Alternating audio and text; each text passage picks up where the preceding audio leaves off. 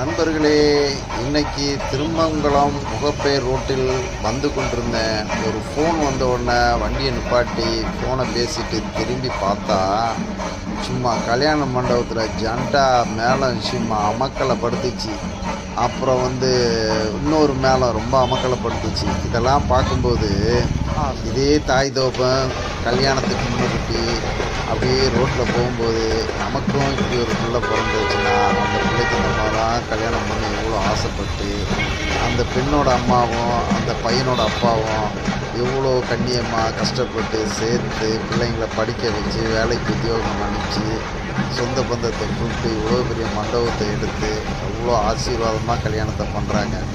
அப்போ அவங்க கடவுளுக்கு எவ்வளோ நன்றி சொல்லுவாங்க, நாமளும் நன்றி சொல்லுவாங்க. ஒவ்வொரு தாய் தகப்பன் ஆசைகளையும் கடவுள் நிறைவேற்றி வைக்கிறார்.